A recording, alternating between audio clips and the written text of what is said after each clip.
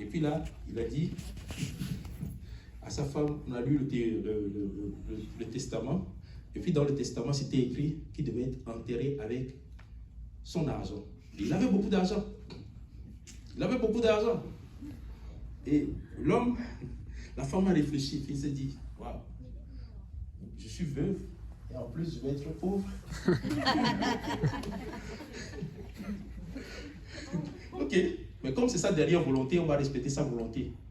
Alors la femme a réfléchi, et puis elle a pris l'argent, elle a mis à la banque, elle a fait un chèque qu'elle a mis dans le cercueil, et puis elle a enterré avec le chèque.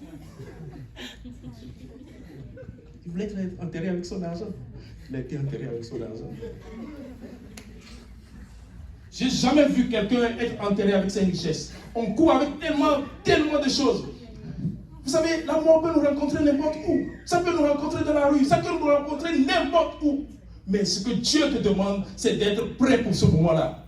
On ne sait ni l'heure, ni le jour, mais je peux vous garantir que le Seigneur revient bientôt. Alors, prépare-toi. Je ne sais pas ce à quoi tu es en train de penser. Je ne sais pas quels sont tes projets aujourd'hui, mais laisse-moi te dire que recherche premièrement le royaume et la justice de Dieu. C'est la première chose. C'est la base. Cherche premièrement ça.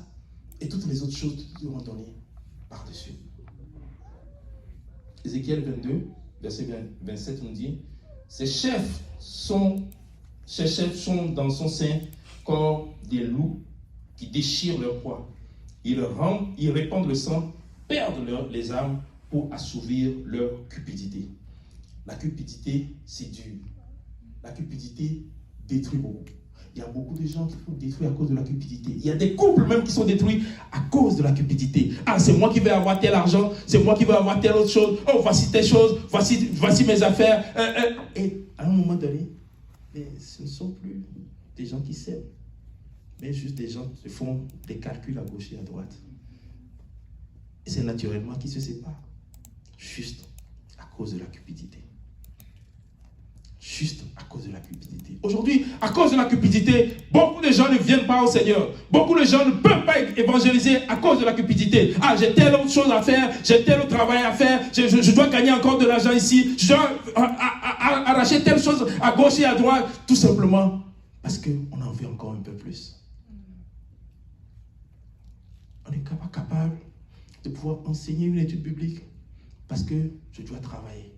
On n'est pas capable de pouvoir faire quelque chose pour le Seigneur, tout simplement parce que je dois en avoir encore un peu plus. Écoutez-moi bien, je ne dis pas que ce n'est pas bon de travailler. Il faut qu'on travaille. Il faut qu'on survienne à nos besoins. Mais la parole de Dieu dit que l'amour de l'argent est la source de tout l'amour. Au moins, à partir du moment où tu commences, pour nous qui sommes immigrants, il y a beaucoup qui sont venus dans ce pays. Ils étaient des enfants de Dieu. Ils œuvraient pour le Seigneur. Ils étaient bouillants pour Dieu. Dans le pays dans lequel ils se trouvaient. Mais quand ils sont arrivés ici, je peux travailler 15 heures d'affilée. Je peux travailler le samedi et le dimanche. Je peux me faire beaucoup d'argent. Je peux faire ceci et cela. Ils en font à tel point que, sans le savoir, ils perdent leur santé petit à petit.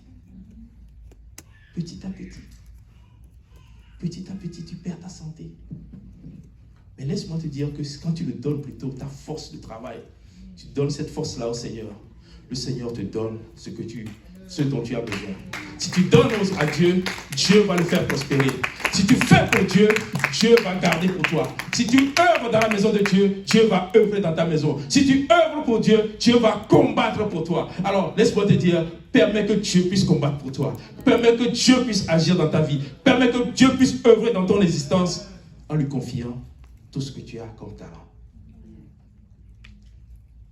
Donc 22, à partir du verset 22, la colère de Dieu s'enflamma parce qu'il était parti. Il est venu poser la question une autre fois à Dieu et Dieu lui a dit le contraire de ce qu'il lui avait déjà dit. Laisse-moi te dire que des fois, quand tu questionnes trop Dieu, il t'a déjà dit quelque chose. Tu es revenu. Seigneur, est-ce que c'est vrai? Seigneur, est-ce que tu vas le faire?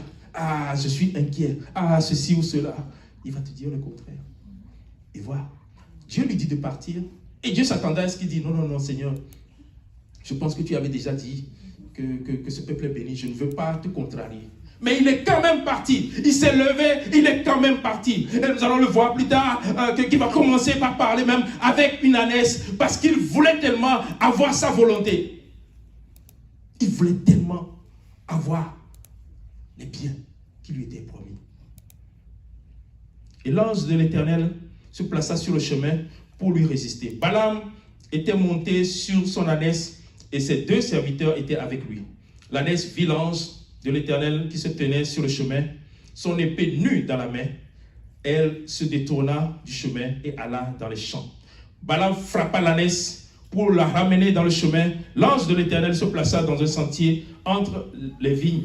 Il y avait un mur de chaque côté.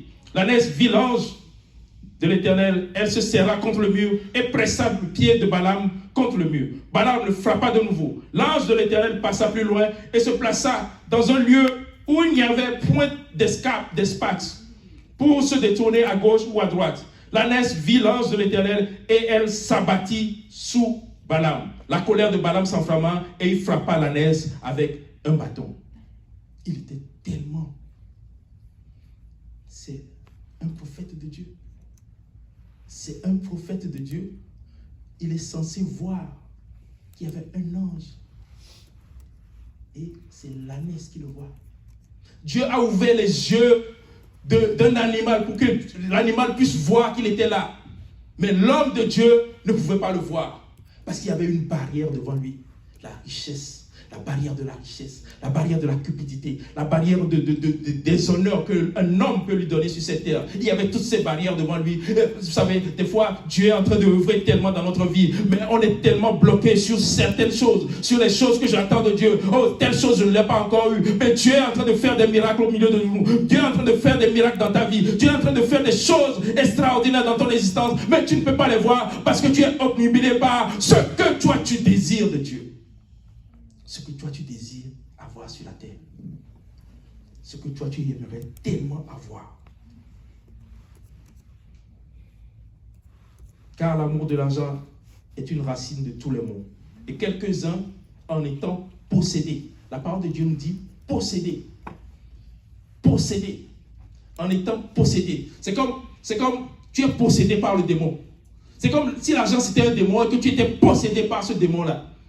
Et quelques-uns, en étant possédés, se sont égarés loin de la foi et se sont jetés eux-mêmes dans bien des tourments.